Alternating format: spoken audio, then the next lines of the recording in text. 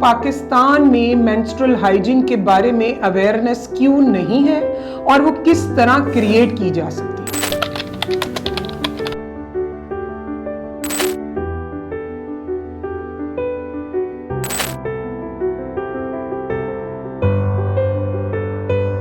अस्सलाम वालेकुम, मेरा नाम डॉक्टर सायरा ज़ेशान है and I am working as associate professor in gynae obs. आज हम एक बहुत ही इम्पॉर्टेंट टॉपिक के बारे में बात करेंगे जो हमारी बच्चियां, हमारी औरतें एक्सपीरियंस करती हैं। Menstrual hygiene. मेंस्ट्रुअल हाइजीन क्या है? पीरियड्स के दौरान आपने किस तरह अपनी हेल्थ का ख्याल रखना है, किस तरह आपने अपने आप को इन्फेक्शन से बचाना है। इसमें आपकी मेंटल हेल्थ और फिजिकल हेल्थ दोनों हमारे लिए बहुत इंपॉर्टेंट है। सबसे पहले हम इस बारे में बात करते हैं कि क्यों इम्पॉर्टेंट है मेंस्ट्रुअल हाइजीन पे बात करना। इस पे बात करना इसलिए ज़रूरी है कि अगर आप प्रॉपर मेंस्ट्रुअल हाइजीन मेंटेन करेंगे, आप अपने आप को कॉन्फिडेंट महसूस करेंगे। आप अपने वर्क प्लेस पे जो स्कूल गोइंग गर्ल्स हैं, जो हमारी ख़वातीन जॉब करती हैं, वो कंफर्टेबल होंगी तो वो पढ़ सकेंगी और अपना काम कर सकेंगी। तीसरी चीज़ ये है कि ये बहुत इंपॉर्टेंट है, इस दौरान फीमेल को इन्फेक्शन होने के चांसेस ज़्यादा होते हैं, जिसमें यूरिनरी ट्रैक इन्फेक्शन है, इसके अलावा डिफरेंट किस्म के वेजाइनल डिस्चार्जेस हैं और कुछ इस तरह के इन्फेक्शन हैं जो कि आगे जाके इनफर्टिलिटी का कॉज भी बन सकते हैं। तो इसलिए ये बड़ा ज़रूरी है कि वो अपनी मेंस्ट्रुअल हाइजीन को मेंटेन रखें, अपने कॉन्फिडेंस को बिल्टअप करें और सबसे इंपॉर्टेंट चीज़ उनकी मेंटल हेल्थ है। इसको मेंटेन रखते हुए वो मेंटली तौर पे कंफर्टेबल हों और अपना काम कर सकें। पाकिस्तान में अवेयरनेस ना होने की सबसे बड़ी वजह ये है कि ये हमारे कल्चरल नॉर्म्स हैं। इसको एक सोशल स्टिग्मा और एक टैबू समझा जाता है कि आपने पीरियड्स के बारे में बात नहीं करनी, आपने इसको छुपा के रखना है, अगर पीरियड्स आ भी गए हैं तो पता ना चले, ये ना हो। ये बहुत ज़रूरी है कि हम अपनी बच्चियों को एज ऑफ मेनार्की, जैसे कि हमें पता है पीछे हो गई है, अब इट्स इन क्लास 5th और 6th को इसके बारे में बताएं।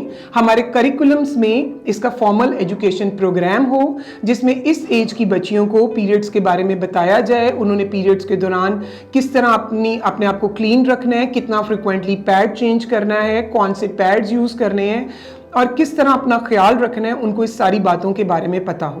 थर्ड इंपॉर्टेंट थिंग जो कि हमारी सोसाइटी फेस कर रही है कि हमारी बहुत सी पॉपुलेशन जो है, मोस्ट ऑफ द पॉपुलेशन वो गांव में रहती है। गांव में प्राइवेट टॉयलेट्स अवेलेबल नहीं है, सैनिटरी प्रोडक्ट्स अवेलेबल नहीं है। वहाँ पे लोग अभी भी कपड़ा और इस किस्म की कॉटन चीज़ें यूज़ करते हैं जिससे इन्फेक्शन के चांसेस ज़्यादा हैं। अब हम किस तरह इसकी अवेयरनेस क्रिएट कर सकते हैं अपनी सोसाइटी में? उसके लिए आपने सिर्फ लड़कियों को नहीं बल्कि आपने अपनी सोसाइटी के लड़कों को, मर्दों को भी एजुकेट करना है। Menstrual cycle is a physiological process और ये जब हर महीने एक फ़ीमेल को मेंस्ट्रुअल साइकिल आता है उसमें इमोशनल ब्रेकडाउन भी होता है, उसमें उसको एक्स्ट्रा केयर और सपोर्ट की भी ज़रूरत होती है। तो ये बड़ा ज़रूरी है कि उसके लिए सैनिटरी प्रोडक्ट्स प्रोवाइड किए जाएँ, उसको ड्यूरिंग पीरियड्स उसका ध्यान रखा जाए, उसको कंफर्टेबल रखा जाए ताकि वो अपनी रूटीन की एक्टिविटीज़ कर सके, उसकी प्राइवेसी का ख्याल रखा जाए।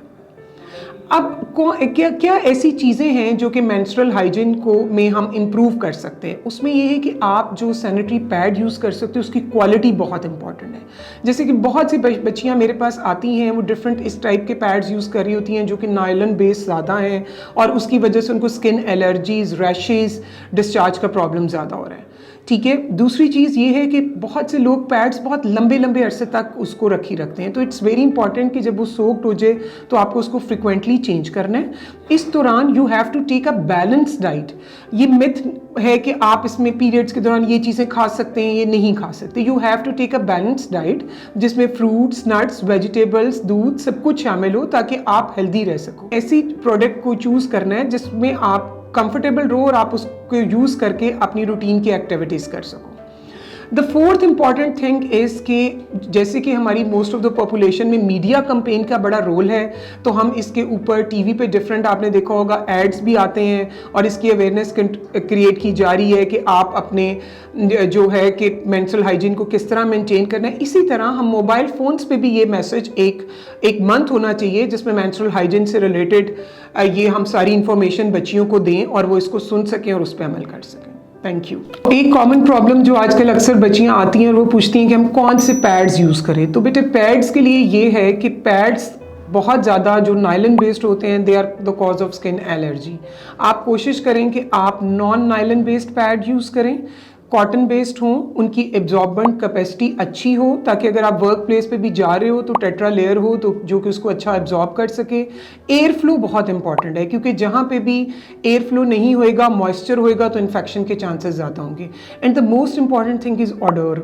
बाज़ वक़्त बच्चियाँ बड़ी अनकम्फर्टेबल होती हैं कि थोड़ा पैड के थोड़ी देर यूज़ के बाद स्मेली हो जाता है और वो उससे अनकम्फर्टेबल होती हैं, तो उसका ऑडर बहुत इंपॉर्टेंट है।